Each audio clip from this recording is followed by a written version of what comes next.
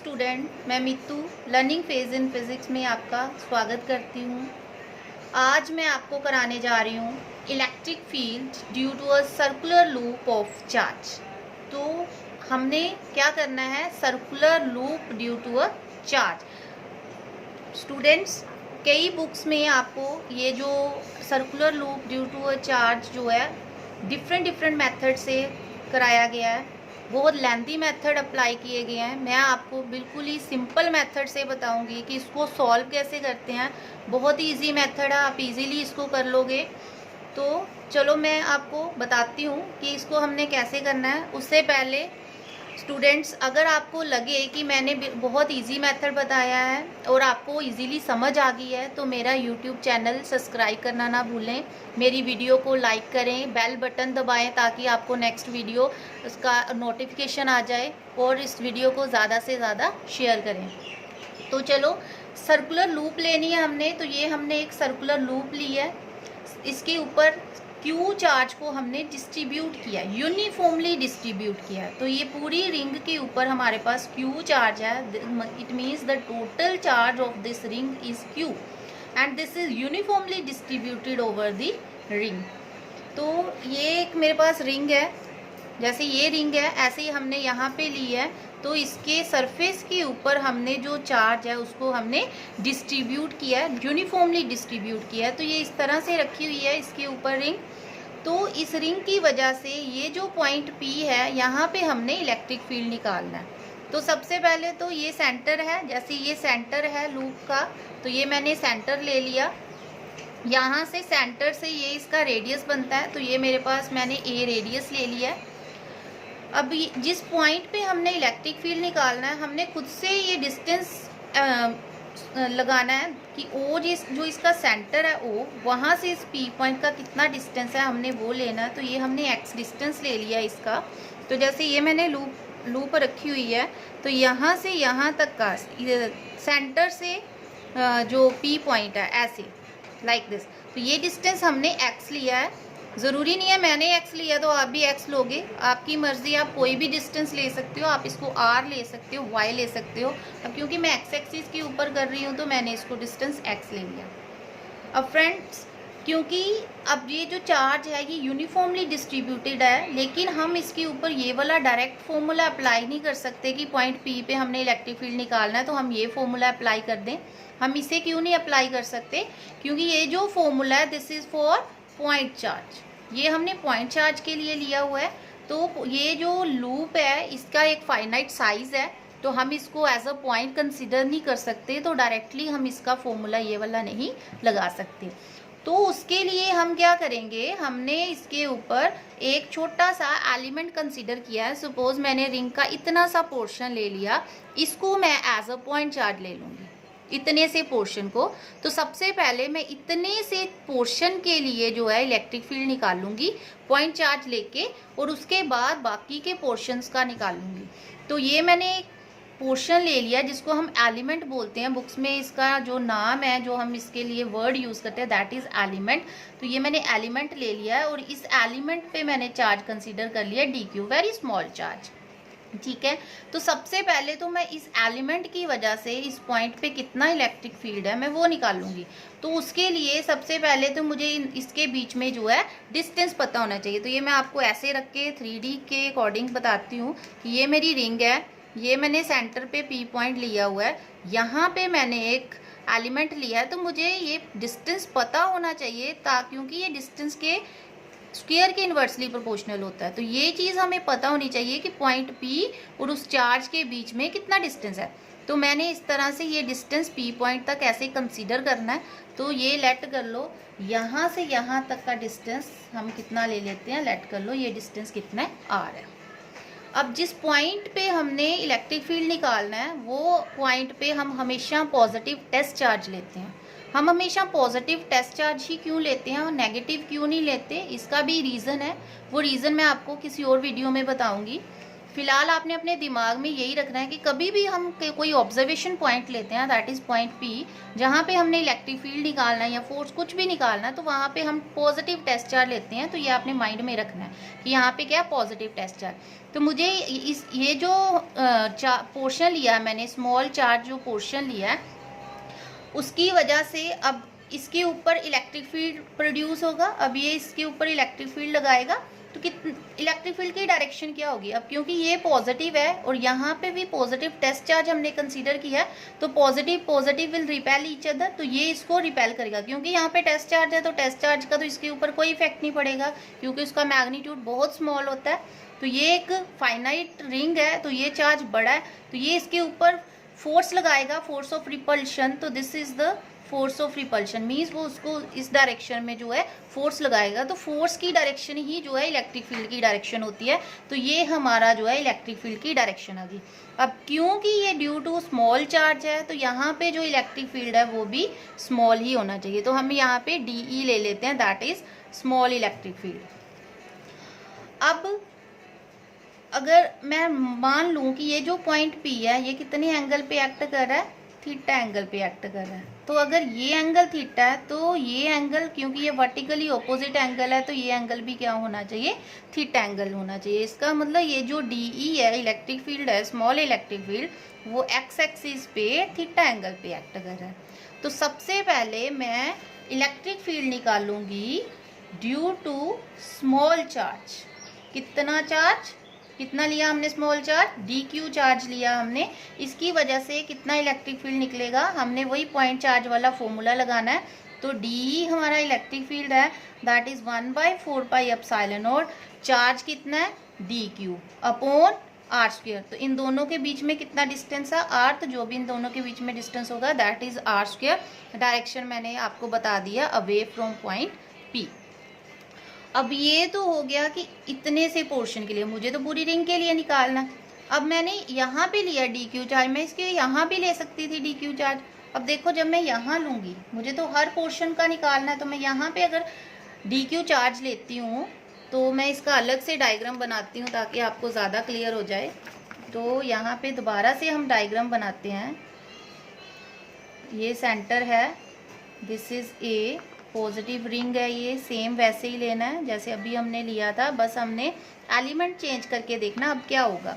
तो ये हमारा O सेंटर है, यहाँ से कितना डिस्टेंस लिया हमने? X डिस्टेंस लिया। ये क्या है हमारे पास? पॉइंट P है। सारा सेम है।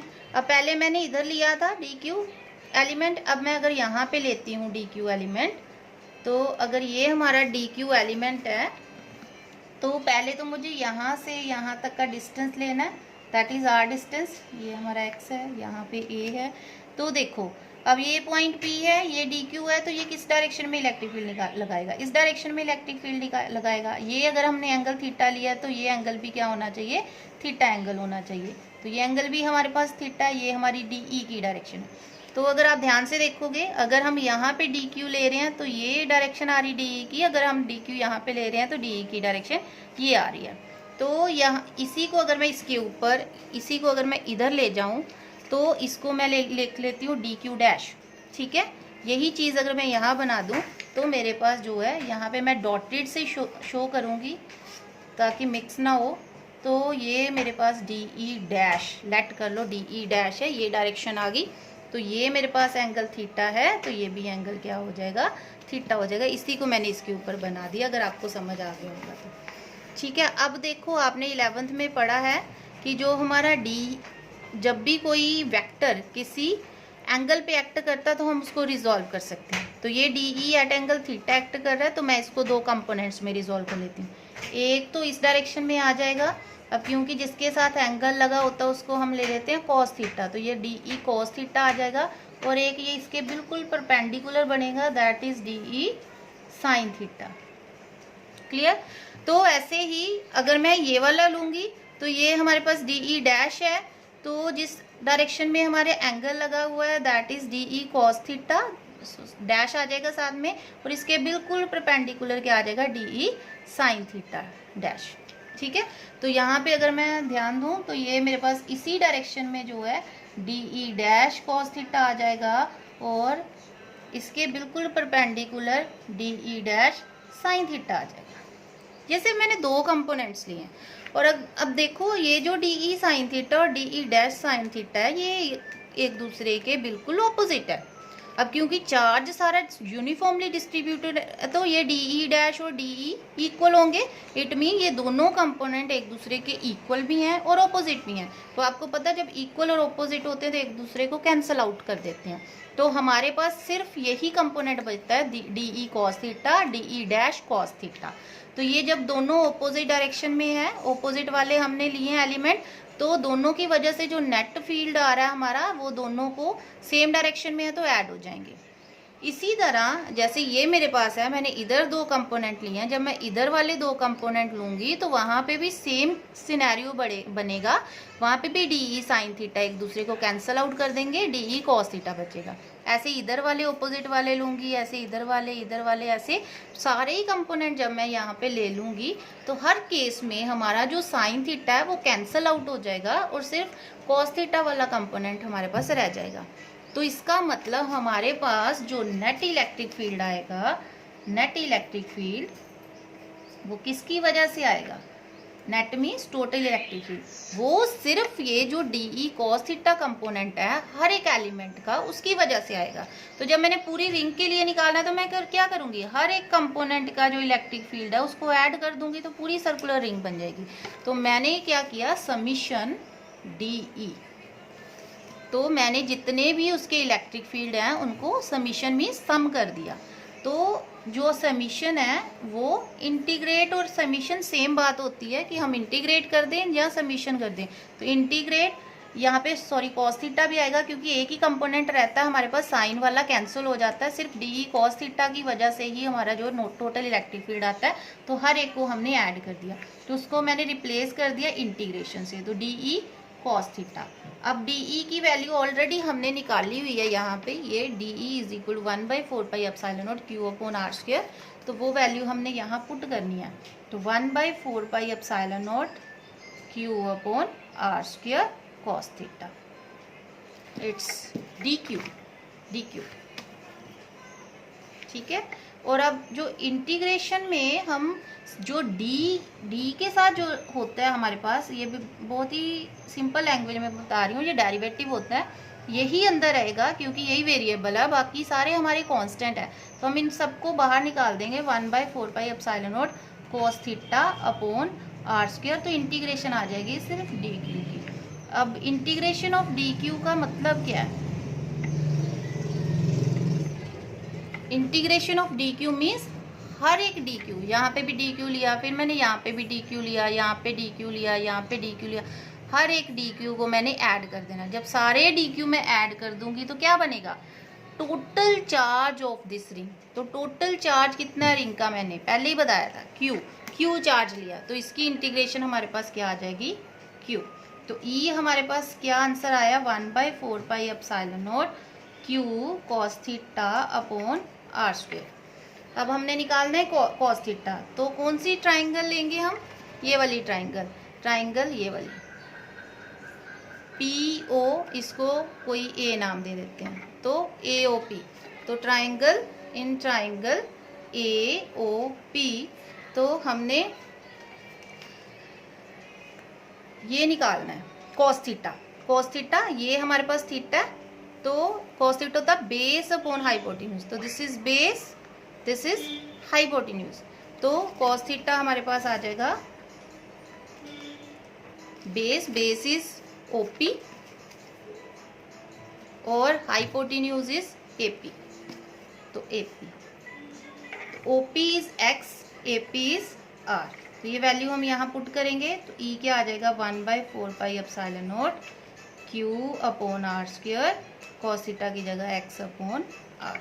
ये बन गया हमारे पास 1/4 pi epsilon not Q x upon r Q.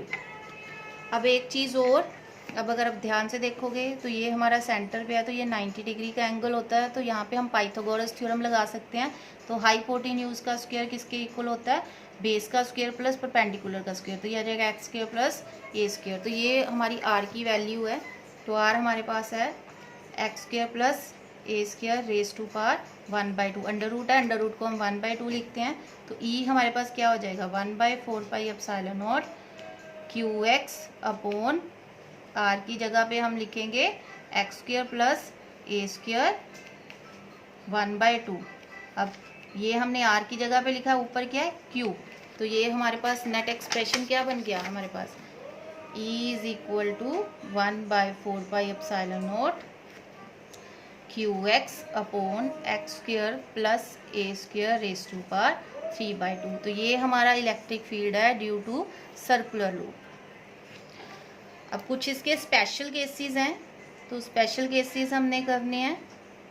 तो अगर हम ये मान लें, ये जैसे मैंने रिंग ली थी, यहाँ पे हमने पॉइंट पी पे हमने इलेक्ट्रिक फील्ड निकाला है, तो मैं अगर लेट कर लूँ, मैंने सेंटर पे निकालना है, तो मैं क्या करूँगी, ये जो पॉइंट पी है मैंने इसको उठा के सेंटर पे ले आना है। तो अब मैंने क्या लिखना है, special case at the centre, at centre. अब क्योंकि जब मैं सेंटर पे लेके आ रही हूँ, तो सेंटर पे अगर आप देखोगे ये पॉइंट पी मैंने सेंटर पे ले आना है, तो जो हमारा एक्स है, एक्स क्या हो जाएगा 0, क्योंकि डिस्टेंस बिल्कुल 0 हो गया, मैं सेंटर पे लेके गई हूँ। तो ई क्या आ जाएगा हमारे पास, जब एक्स यहाँ पे 0 पुट करोगे तो ई क्या आ जाएगा 0। इसका मतलब रिंग के सेंटर में हमारा इलेक्ट्रिक फील्ड क्या होता है 0। This is the first case. Second case, when point P is very for away. तो ये मेरी रिंग है, ये लिया था हमने पॉइंट पी, अब मैं इसको बहुत दूर ले जाती हूँ, तो ये जो हमारा डिस्टेंस है एक्स, ये एज कंपेयर टू रेडियस बहुत बड़ा हो जाएगा। It means X is very very greater than A. In that case A को हम निगलेक्ट कर देंगे, तो निगलेक्ट ए स्क्वायर। तो ए बहुत स्मॉल है, जब उसका स्क्वायर करोगे तो और स्मॉल हो जाएगा। फॉर एग्जांपल अगर ए की वैल्यू 0.1 है, जब मैं इसको स्क्वायर करूंगी तो 0.01 आ जाएगा, तो ये और स्मॉल हो जाएगा। तो मैं ए स्क्वायर को क्या कर दूंगी, निगलेक्ट कर दूंगी। तो उस केस में हमारे पास ई क्या आ जाएगा 1/4 pi epsilon not Q x upon x square, A को मैंने निगलेक्ट कर दिया, raise to power 3/2 cancel, that is 1/4 pi epsilon not को के लिख रही हूँ Q x upon X Q, 1x से 1x कैंसिल, तो E is equal to K Q upon x square. तो ये हमारा इलेक्ट्रिक फील्ड किसकी वजह से आ गया, पॉइंट चार्ज की वजह से आ गया, जो मैंने स्टार्टिंग में लिखा था। ठीक है, इसका मतलब अगर रिंग जो है हमारी, हमने बहुत दूर हमारे पास पॉइंट P है जहाँ पे हमने इलेक्ट्रिक फील्ड निकालना है, तो this ring can be considered as a point charge, otherwise हम इस रिंग को पॉइंट चार्ज नहीं ले सकते। तो ये इसके दो केसेस हैं। Thank you.